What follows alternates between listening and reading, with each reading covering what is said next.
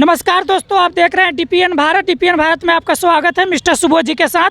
दोस्तों, आज मैं आपको ऐसे व्यक्ति के बारे में बता रहा हूं जो एक व्यक्ति जो है पूरे बिहार में घूम घूम कर जो दहेज बचाओ का नारा लगा रहे हैं और दहेज पर रोक लगाने का काम कर रहे हैं, जो बिहार सरकार के अंतर्गत है, जो एक अपना ये NGO स्टार्ट की है। तो आइए हम आपको मिलाते हैं।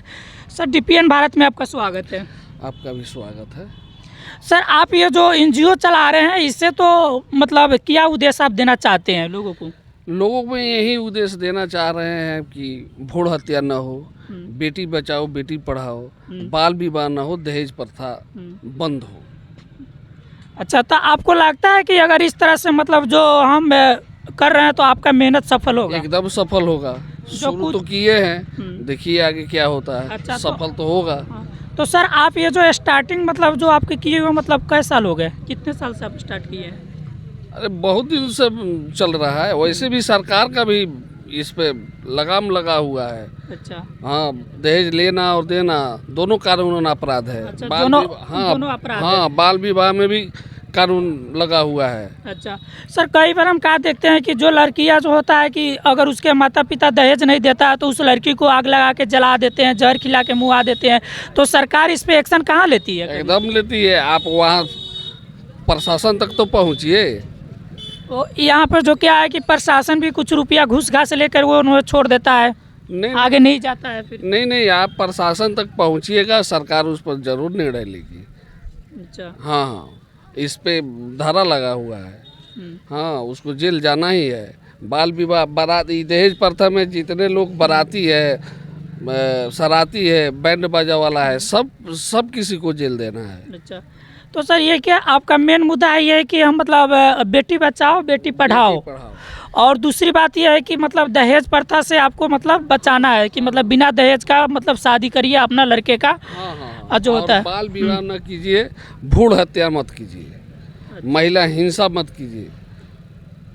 अच्छा, जो आप मतलब शिक्षा दे रहे हैं, ये सब का जो 2-4 चीज़ें का आप शिक्षा मतलब दे रहे हैं कि कभी आप गलत काम नहीं कीजिए। जो यहाँ पे देखा जाता है कि जो लड़के जो हम नाटक के रूप में लोगों को, दर्शकों को दिखा रहे हैं ताकि कुछ दर्शक इससे ज्ञान लें।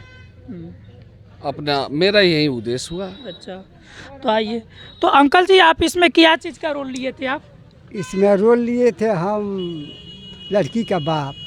अच्छा, लड़की का आप बाप बने हैं। तो सुनते हैं कि जो मतलब लड़की का बाप होता है वो राजा होता है। राजा तो होबे करता है, लेकिन दहेज के चलते वो भिखारी हो जाता है। जो दहेज के चलते भिखारी हो जाता है। इसके बाद में लड़कियों के कितना सजाए, कितना दुख वो लोग देते हैं, तो सामने सब लोग देखते, समाज में देखते करते हैं। सर, ये होता है कि जो आप अपने लड़की का, जैसे आपने शादी की है, एक जो नाटक में दिखाया, तो उसमें जो आपका खर्चा भी आया होगा बचपन से लेके, आप उस पर खर्चा भी किए। जब जवान होता है तो उससे आप तिलक दहेज दे के शादी भी किए, और बाद में लड़की को भगा दिया जाता है या उससे मार दिया जाता है। इस पर आप क्या कहना चाहेंगे? आप यही तो कह सकते हैं इसमें जी। मैंने लड़के वाले आपके नज़र में क्या है? खराब है, भिखारी है। भिखारी है वो तो, खुद भिखारी है। तो लड़का वाला तो भिखारी होता ही है। हाँ। जो हाथ फैलाते हैं कि हमको कोई चाहिए तो हम लेंगे, चाहिए, जितना दीजिएगा उतना आपको माना नहीं करेगा। नहीं करेगा, लेबे करेगा वो। चलिए ठीक है, भिखारी है वो। हाँ, मान के चलिए भिखारी है। अच्छा ठीक है, धन्यवाद अंकल जी। भैया, आप क्या चीज़ का रोल लिए थे इस नाटक में? हम लड़का वाले बने थे। अच्छा, आप लड़का वाले बने थे। जी। तो सुनते हैं कि से आप मतलब लड़का वाला जो होता है भिखारी होता है, तो आपका इसमें भिखारी का रोल लिया है? नहीं, आप मैंने भिखारी कैसे होंगे, धनवान कैसे होंगे आप अगर लड़के वाले? हम देखिए, हम लड़का वाला रोल लिए थे। लड़का वाले हकीकत में है नहीं, लेकिन हम लोग दुनिया को दिखा रहे हैं मतलब कि ऐसे समाज में हो रहा है कि दहेज एक प्रकार का कूड़ है। हम पहले बताए हैं। लेकिन मेरे कहने का मतलब ये है कि अगर जो तिलक लेता है, दहेज लेता है, तो आपके नज़र में वो भिखारी है। अगर जो तिलक दहेज नहीं लेता है तो वो धनवान है। हाँ। जो अपने बेटे का फ्री में शादी कर दे। हाँ। और कुछ दहेज वेज ना ले तो वो धनवान है, उसको महान आदमी समझा जाए, कहा जाता है, महान समझा जाए। हाँ।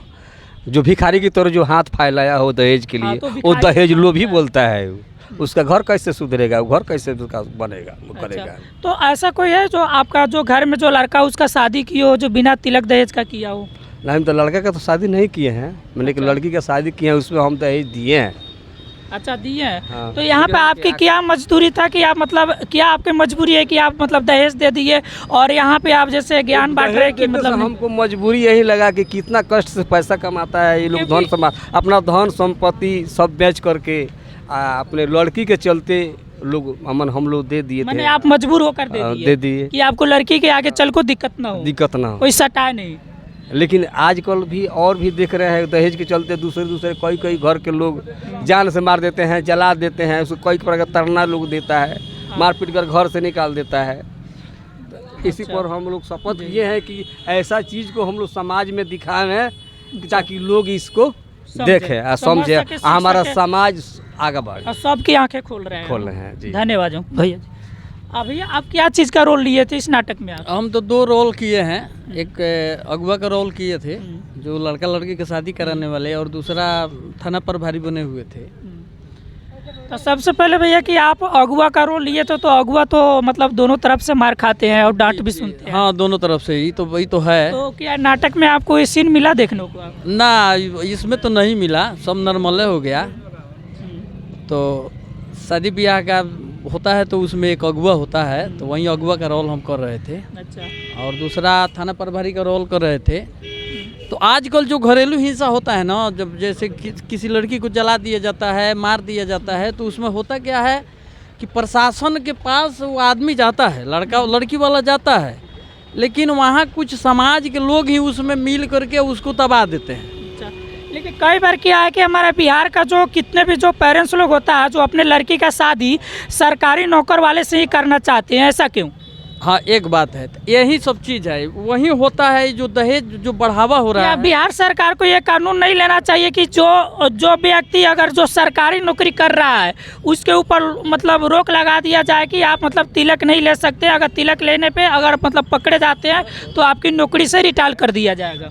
ये तो एकदम, ये तो सबके लिए कानून बना है कि जो भी दहेज लेता है वो जेल जाएगा, वो पकड़ा जाएगा, इसमें कहीं दुमत की बात नहीं है। लेकिन अगर सरकारी नौकरी वाले के साथ अगर एक बाउंड बना दिया जाए तो एक मान लीजिए कि दहेज जो है दहेज वो निश्चित नीचे आ जाएगा। या तो सरकारी नौकरी वाले के पास एक जो बैन लगा दिया जाए कि आप पहले शादी करके आओ तो फिर अपना नौकरी ज्वाइन करना, और भी अब आपका फ्री में शादी करते हैं तो हाँ, तो एकदम बैन लगाना चाहिए, एकदम लगाना चाहिए। लग जाएगा तो एकदम। ज़्यादा तिलक दहेज लेने का जो स्टार्टिंग करते हैं नौकरी वाला ही ज़्यादा तिलक लेते नौकरी हैं। वाले, हाँ, मास्टर बिना नौकरी वाले तो कम लेते हैं। शिक्षक है तो 10 लाख, उससे आगे है तो 15 लाख 20 लाख इस तरह हो रहा है। यहाँ पे जो क्या है कि बिहारी कोई कर्मचारी हो गया, चाहे कूड़े साफ करने वाला ही क्यों ना हो गया, उसकी भी स्टार्टिंग 10 लाख से होता है। 10 लाख से जो चपरासी होता है कागज कूड़े जो स्कूल कॉलेज में जो ये तो बात एकदम सत्य है, इस चीज़ को हम भी मान रहे हैं।